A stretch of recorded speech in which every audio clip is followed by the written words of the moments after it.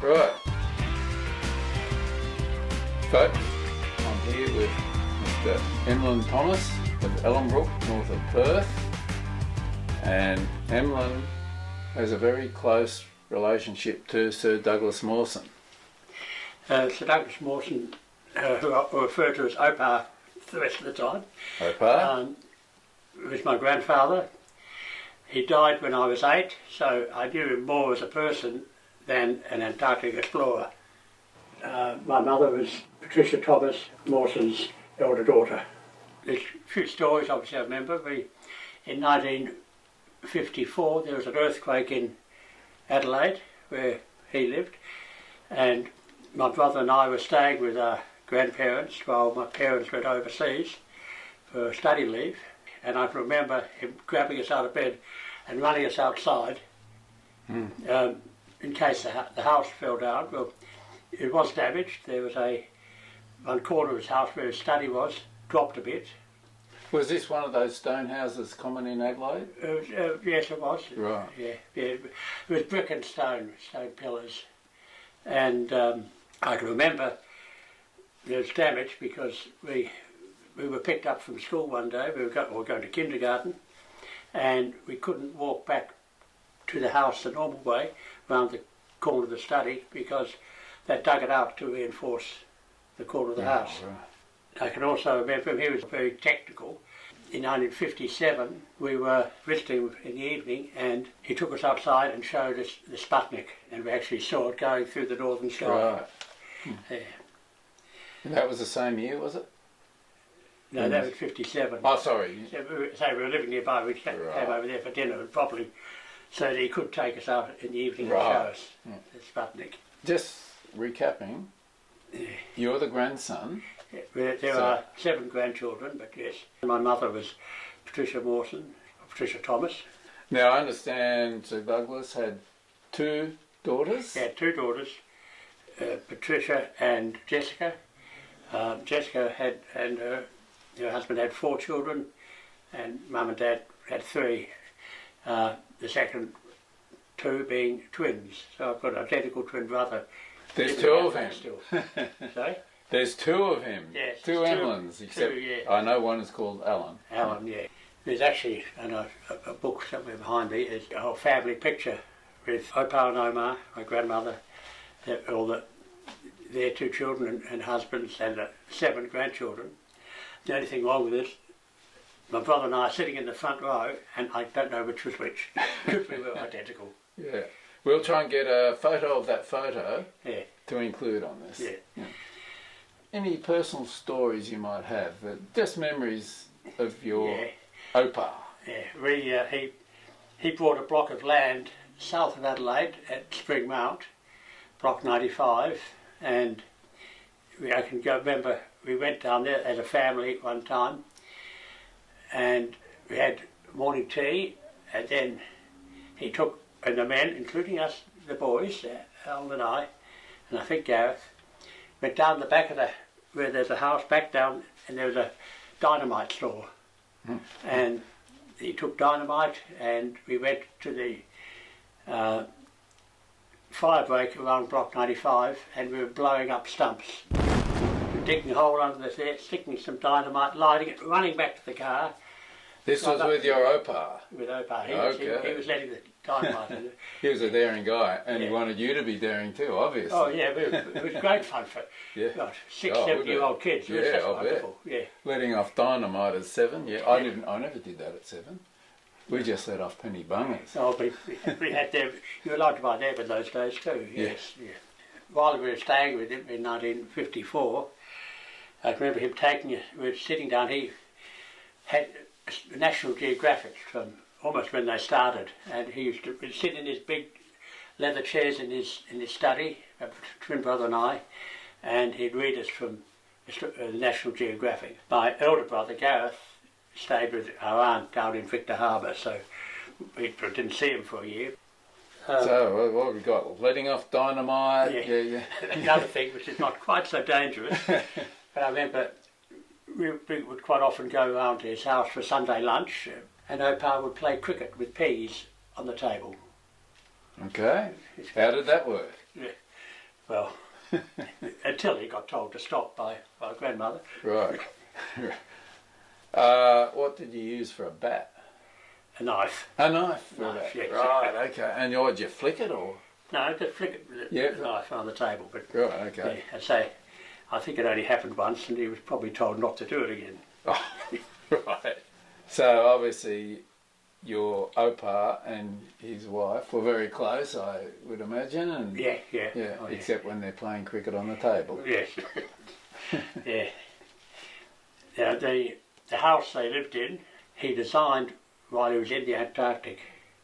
He drew it up and had it made when he came home. Right. And it was a nice big house. They had a cellar. I remember they had honey. I can't remember what it is, but I know they had big jars of honey in the cellar. We'd have to go down, if we needed to go down and get that, we could go down to the cellar and get that. Just a question, you said he drew it up. Now, I know he's down a few times. There was the first, The first trip was 1909, 10. And With I think it went with through to Shackleton. 11 and 12. Oh, sorry, no. With Shackleton. Then With Shackleton. 11 to 14, he organised his own expedition, the AAE expeditions. And that was obviously one we know most about. Yes. Yes, the greatest adventure story and survival story ever. Yeah, I would think that'd be a good way of putting it. They divided the party. They arrived there, spent the first winter there, and then they started sledge trips. They sent off, I think, 4 sledging parties, and Mawson went with Mertz and Ninnis, the far eastern. I have a slight link with Mawson's Western Party. I'll tell you about it in a minute. Anyway, they were several hundred miles away from the hut. One day they were travelling.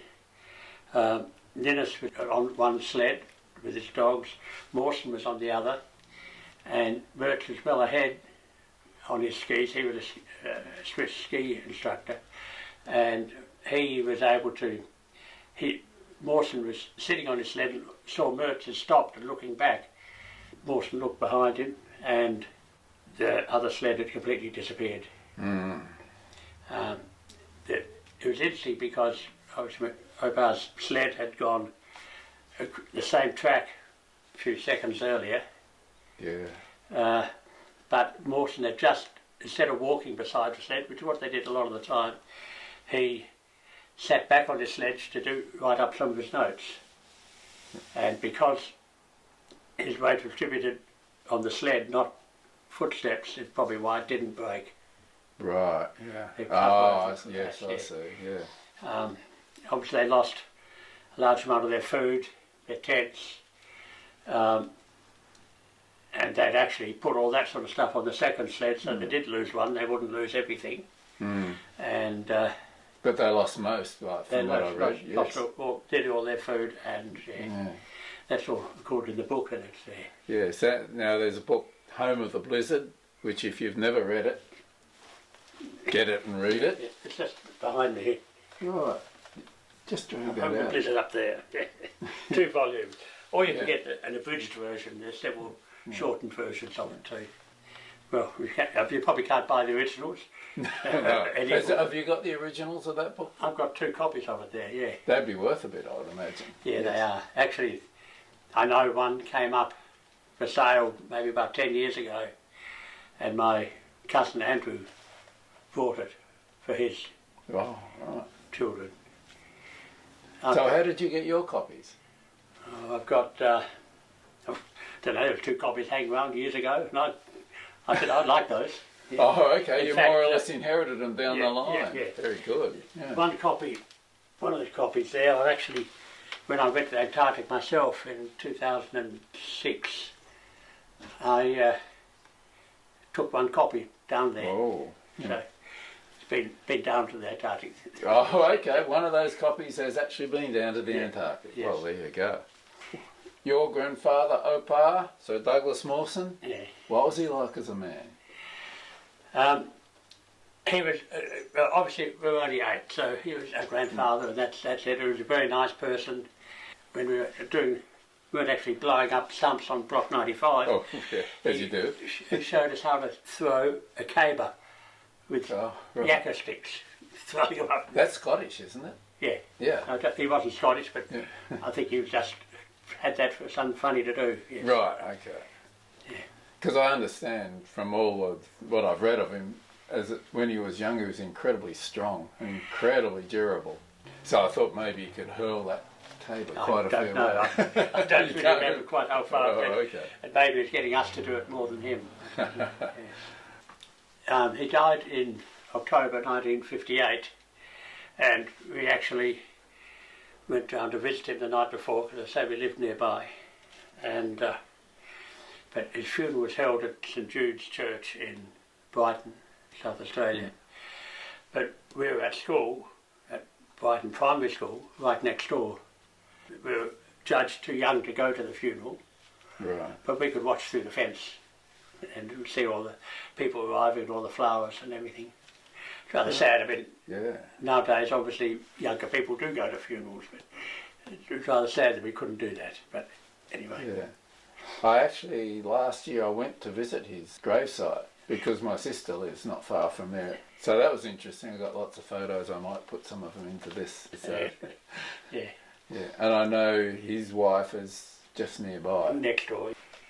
Can you think of anything else just about Sir Douglas, Opar, No, the not man? really. I mean, we were only 8, and probably when we were 6 or so, with my father and Opar building a chicken run, and I found out that if you, in the hardwood, because he had a company called South Australian Hardwood, he bought a block of land up near Kaipo.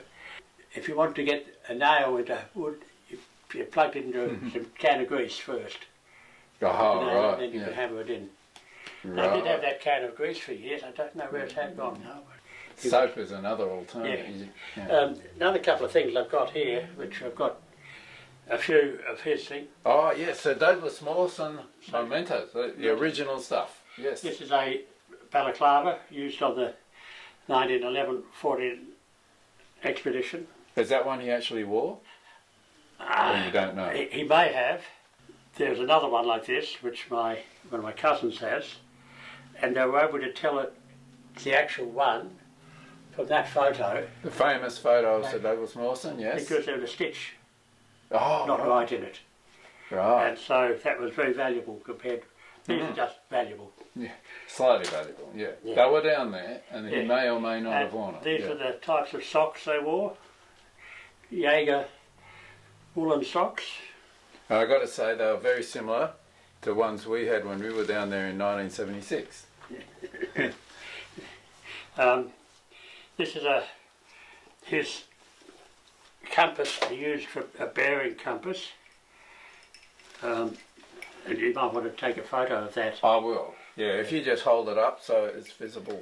I can't see where I am. Oh, there I am. Yeah. Yes. It's a bearing compass, and you look at it. You just pull it across that way a bit. That's it. You got too close to me. Yeah. And look through to get a bearing, but it was also used to get the angle dip in geological or in rocks, where you could adjust it, the angle, and read the angle of the Yeah. dip of the. Yeah. And that's very important, knowing the dip of rocks in geology. So when you're trying to form structural pictures of what you see there, you need to know that. Yeah, yeah.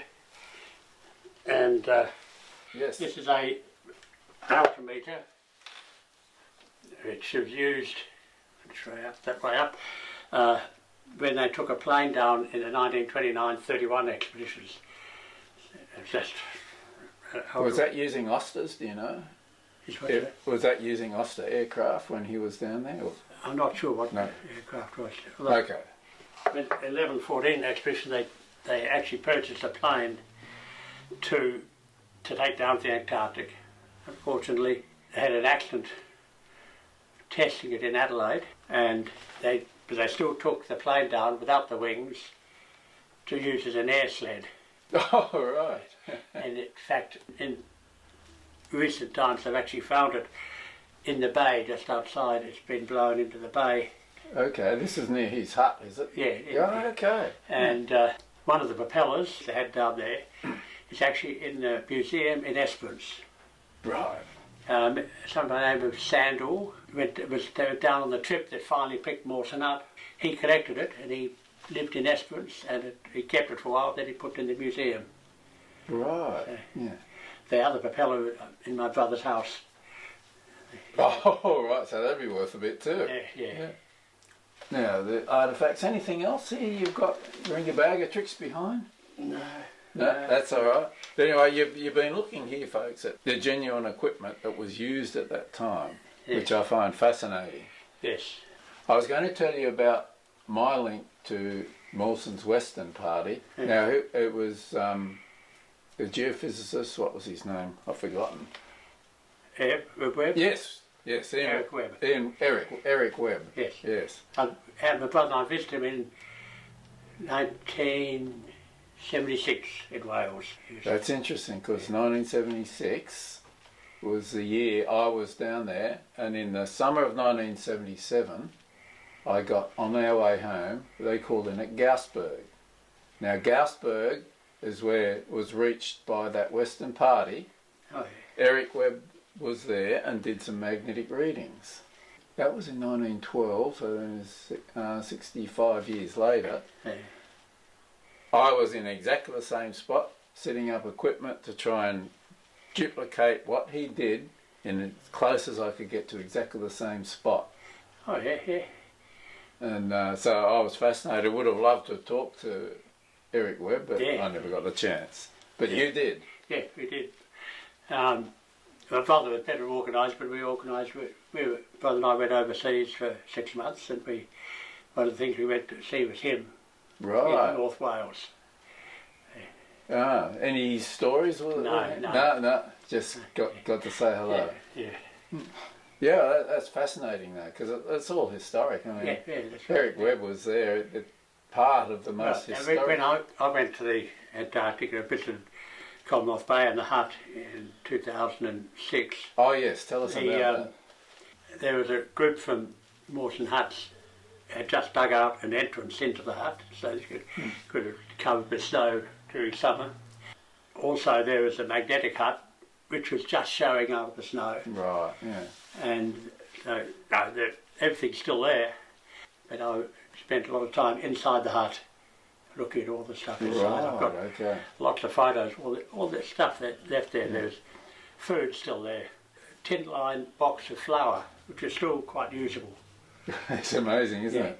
Because I know I've used chocolate blocks that were probably 50 years old. Yeah. When we were out in the middle of the sticks in summer of 77. So yeah, it lasts a long time down there. Yes. So that's fascinating. You got to see Mawson's hut. What year did you say that was again? 2006. 2006. 6 or 7. Right. Long time after your Opa was there. Yeah.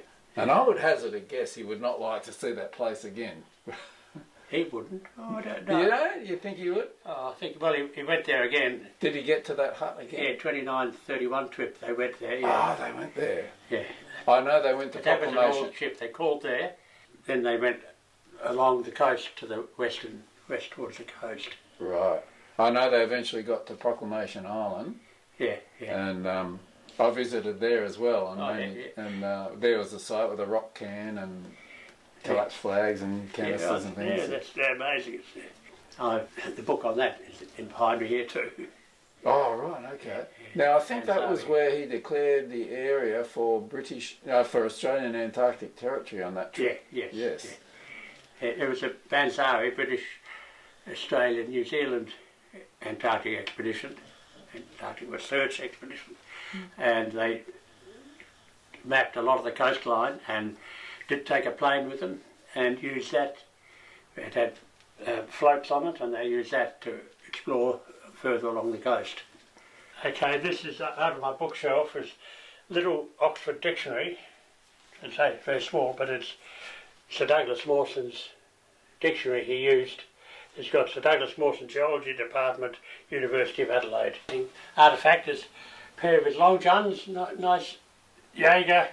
Specially designed for the Antarctic, were Specially they? designed for the Antarctic. Right. Well, yeah. And also got a couple of blankets, which are ones that were used in the Antarctic. So there could be some of them down in the hut, just Oh, like they those. probably are, yeah. Yeah. I could have a look at my photos, yeah. This is a box to take gear down. Box number 2132, is it? I can't. Right. Yeah, we're getting very personal here with these artefacts that are actually there, are we Yeah. not? I've obviously got Antarctic books, Home of the Blizzard. There's 2 volumes here. Mawson Lesser Banzari Voyages by Grenfell Price. Now, just going back to those Home of the Blizzards, you Yeah. were telling me a little while ago there was something special about those particular ones on that bookshelf. Tell us about that. These 2 here, I took back to the Antarctic myself, and unfortunately, which are 2 volumes, very good. Unfortunately, during a very stormy night, this one fell off the shelf and tore the back cover. But, it's rather sad, probably reduced its value quite a bit, but Yeah. very good. But the other one's still good. Yeah, There's something else special about them. They would be the original prints. yeah. Yeah. Original print in. So Sir Douglas Mawson had this book published, initial printing, right here. Yeah, So that would be worth a bit, I would think. they are a bit worth of it, yeah. Yeah. So I'll just not touch it, just in case. This is the book that my grandmother wrote about her husband. Right. And I mentioned the family photo with all the families, Opa, Omar, my mother and father there, and all the grandchildren, including 2 little boys here, and I don't know which one's me. Anything else we need to cover? Any further memories? Oh, I think that's about it. Okay. Anyway, the whole purpose of this particular podcast was to get you to hear from a man who was related to Douglas Mawson, being his grandchild, Yeah. and has personal memories of Yes. Sir Douglas. Yeah. So just to give everyone a different perspective of the man to what everybody else has. So I really thank you for that, Oh, that's Emlyn. good. It's a pleasure. Yeah. And it took us a while to get set up here. Yes. We finally made it and we've got it all. Abby, And the dog's in the background snoring. come here. Yes. Come and meet Abby. Abby, meet all. Abby, come on. You can't get up. Yeah. Right. Now, which one of them is getting Abby? Abby, get up so they can see you. Yeah. Okay then, we'll call it a day. Yeah. And if you think of anything Yeah. while we relax, Well, I'll just splice it in. You can. Oh, not going to set up again, are we? Now, obviously, I've got a lot of photos around of Hurley's pictures. You can add a few of those. Yes, that'd be great. I'm going to add as much material as I can over the top of this video for you all to get a better idea of the great story that was Sir Douglas Mawson, as related by his grandson, Yeah, Emlyn. I'm sure all the other grandchildren have got stories too. I'm sure they would have. Yeah. But they're not here and you are, so. Yeah. And that was great. Yeah. Okay. Emlyn, I thank you very much. Thank you. I really appreciate that. Good. And we'll call it a day and cut. It's that easy, is it? It's that easy.